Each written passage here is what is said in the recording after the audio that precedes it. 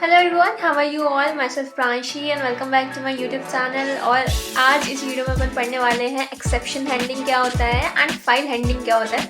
और इससे पहले वाली वीडियो में अपन ने बेसिकली पूरा पाइथन का कॉन्सेप्ट पढ़ लिया था कि पाइथन कैसे वर्क करती है एंड फिर उसके ऑब्जेक्ट ओरिएंटेड प्रोग्रामिंग के बारे में भी समझा था। तो without wasting any minute let's get started. देंगे एक्सेप्शन हैंडलिंग की। तो बेसिकली एक्सेप्शन हैंडलिंग होता क्या है? सबसे पहले तो देखो, वैसे तो इसकी थ्योरी पार्ट भी काफी ज्यादा थ्योरी पार्ट है, लेकिन अपन थ्योरी पार्ट पे ज्यादा फोकस नहीं करेंगे, अपन मेन कोडिंग पे फोकस करने वाले हैं।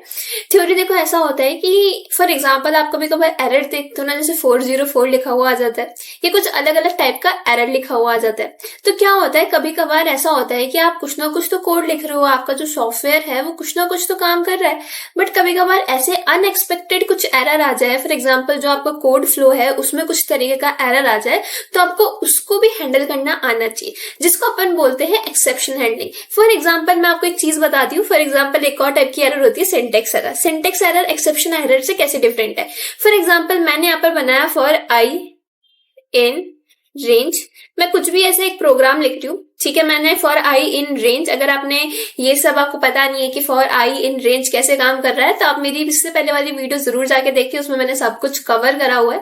फॉर एग्जाम्पल ये क्या कर दिया मैंने, यहाँ पर प्रिंट की जगह ये प्रिंट कर दिया। तो इसका क्या मतलब आएगा, जैसे ही मैं इसके ऊपर करूंगी तो इसमें बोलेगा कि आपका इंडेंटेशन एरर है। फॉर एग्जाम्पल अगर आपने सिंटेक्स के अंदर कुछ एरर करा है तो उसको बोलते हैं syntax error. And syntax error exception handling से थोड़ा सा डिफरेंट है। डिफरेंट क्यों है? एक्सेप्शन हैंडलिंग के अंदर अपन कोड तो सही लिखते हैं, सिंटेक्स भी सही लिखते हैं, लेकिन कभी कभार कुछ ऐसी प्रॉब्लम्स आ जाती है जिनका अंदाजा अपन को भी नहीं होता, उसको हैंडल करना आज अपन सीखने वाले हैं। सो गाइज, अब अपन को एक्सेप्शन हैंडलिंग अपन ने जान लिया कि एक्सेप्शन हैंडलिंग होती क्या है, लेकिन अब एक्सेप्शन हैंडलिंग को ट्राई भी तो करना है, उसको कोड भी तो करना है। तो देखो, सबसे पहले एक्सेप्शन हैंडलिंग में आता है ट्राई।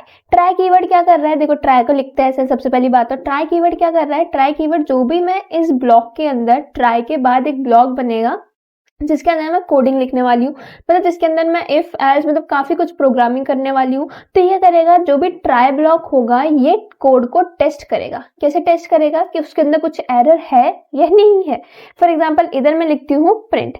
प्रिंट के अंदर मैंने लिख दिया एक्स। अब आप पहले तो वीडियो को पॉज करो और पता करो कि इसके अंदर क्या एरर है। मैंने एक चीज लिखी है, इसके अंदर एरर है। अब क्या हो गया, मैंने ट्राई तो लिख दिया, लेकिन अब मुझे क्या करना है, इस एरर को हैंडल भी करना है। बेसिकली एक्सेप्शन हैंडलिंग का मीनिंग ही क्या हुआ, चलो एरर तो आ गई, मैंने ट्राई ब्लॉक के अंदर पूरा कोड लिखा, अब कोड के अंदर एरर तो आ गई, इसने टेस्ट करके बता दिया कि इसके अंदर एरर तो है, लेकिन आप उसको हैंडल कैसे करोगे? तो उसको अपन करते हैं एक्सेप्ट से। तो एक्सेप्ट में मैं यहाँ प्रिंट करा देती हूँ इन सम टाइम। कभी कभार आप देखते हो ना, आपकी वेबसाइट पे लिखा हुआ आता है, आप कुछ ट्राई करना चाहते हो तो आपकी वेबसाइट पे लिखा हुआ आता है कि sorry you can try again in some time, कुछ एरर आ गया, कभी 404 आ गया। तो किसकी हेल्प से आता है? जब अपन एक्सेप्शन मतलब हैंडल करना सीखते हैं, एरर को हैंडल करना सीखते हैं। मैं तो रन कराऊंगी, वैसे तो मेरा इंडेंटेशन है, इंडेंटेशन ने पहले ही बता दिया कि इधर एरर है, ठीक है, इंडेंटेशन ने पहले ही बता दिया कुछ ना कुछ एरर है। तो अब इसको ट्राई भी करके देखते हैं। तो यहाँ पर आंसर आ रहा है sorry you can try again later. अब देखोगे कि इधर आंसर आ रहा है sorry you can try again later. अब क्या हुआ, इधर एक एरर आ गया है, इसके एरर देखते हैं अनडिफाइंड नेम।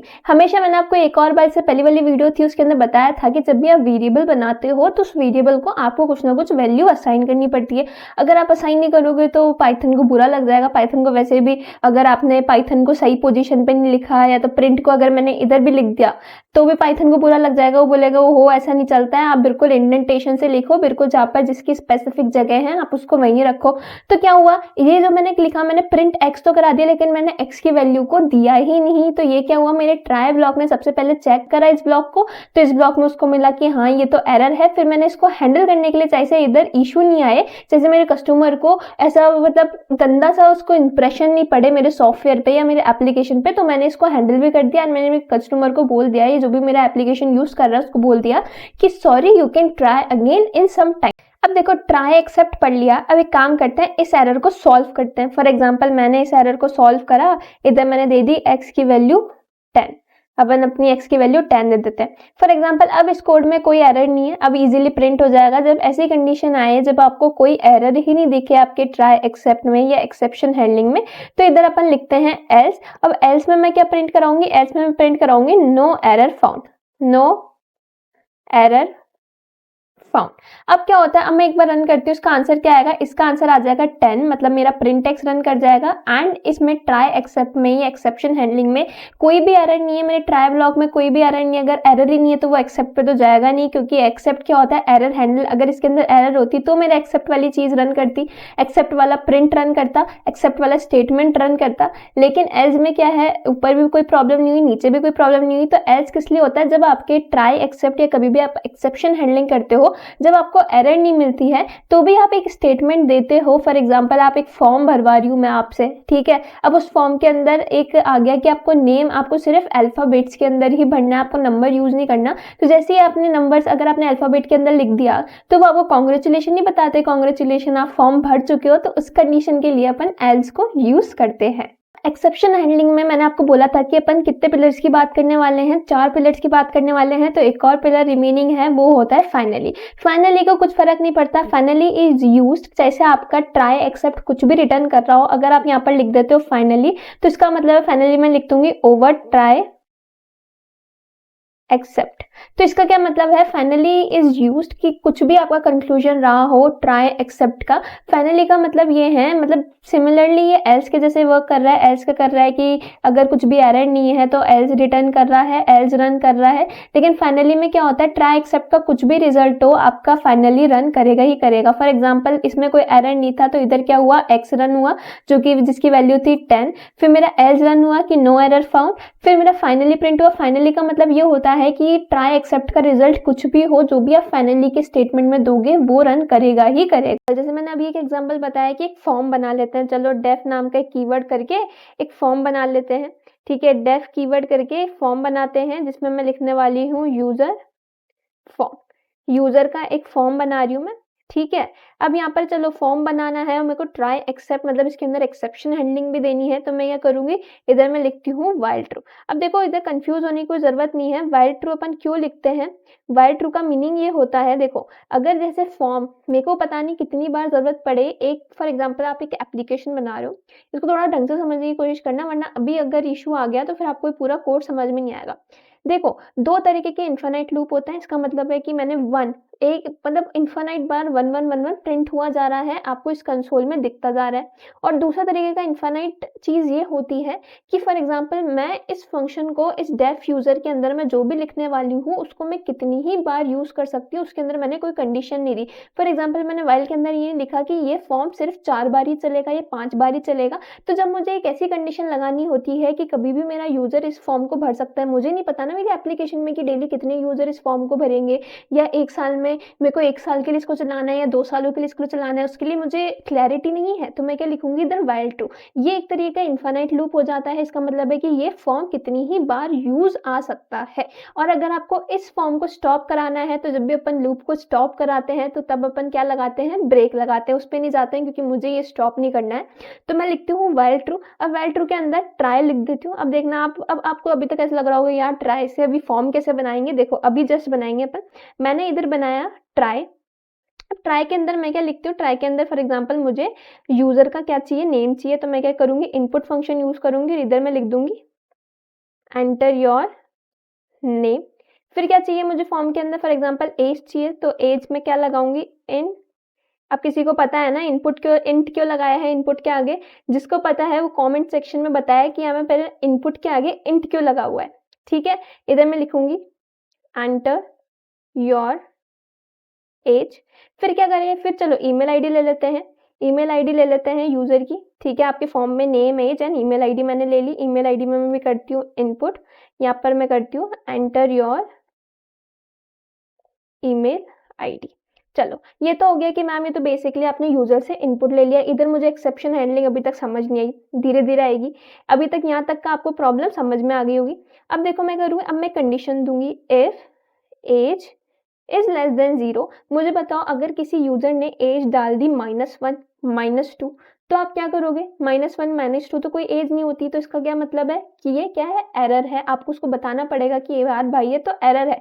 तो आप क्या करोगे, if age is less than ये, तो आप क्या करोगे, आप एक कीवर्ड का यूज करोगे रेज। रेज का मतलब ये होता है कि आप एक्सेप्शन रेज कर रहे हो, आप एक एरर रेज कर रहे हो। जैसे इसका इंग्लिश का मीनिंग है वैसे इसका कोडिंग का भी मीनिंग है। तो मैं क्या करूंगी, मैं इधर एक फंक्शन यूज करूंगी जिसको बोलते हैं वैल्यू एरर। अब वैल्यू एरर का क्या मतलब है वो अपन कुछ देर के अंदर यूज करेंगे कि वैल्यू एरर का रियल मीनिंग क्या है। तो मैंने इधर कर दिया, अगर एज लेस देन 0 है तो मुझे एक एरर रेज करना है जिसका नाम क्या है, वैल्यू एरर है। तो चलो इसको स्किप करते हैं। फिर दूसरा है इफ, अगर at the rate not in email ID. For example किसी यूजर ने ऐसी ईमेल आईडी डाल दी, उसमें एट द रेट नहीं है। मुझे अगर ईमेल आईडी का पता लगाना है तो इसका मीनिंग यही है, अपन सबकी ईमेल आईडी में एट द रेट तो होता ही है। तो इधर मैं क्या लिखूंगी, इधर ये लिखूंगी अगर at the rate user ID में नहीं है तो मुझे क्या करना है, रेस करना है। क्या रेस करना है, वैल्यू एरर की, इसमें वैल्यू की एरर है।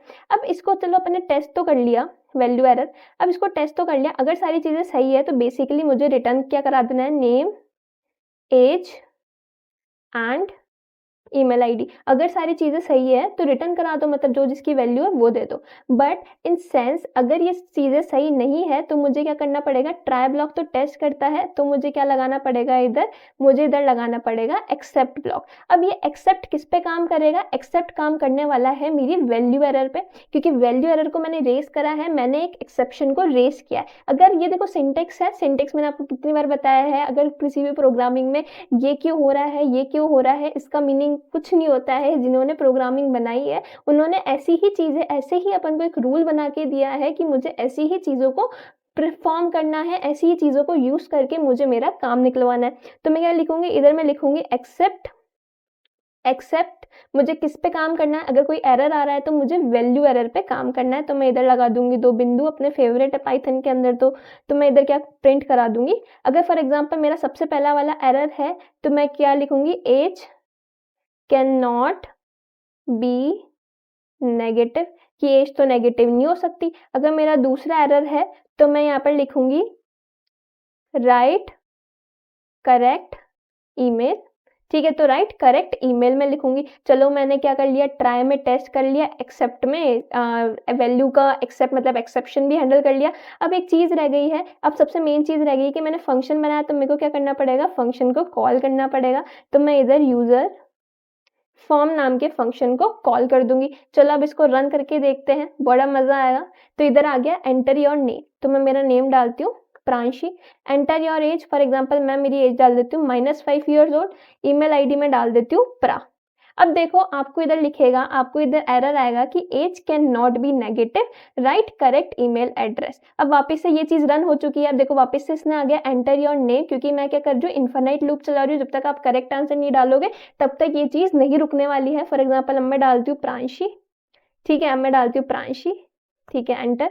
एज में डालती हूँ फॉर एग्जाम्पल 20, ठीक है।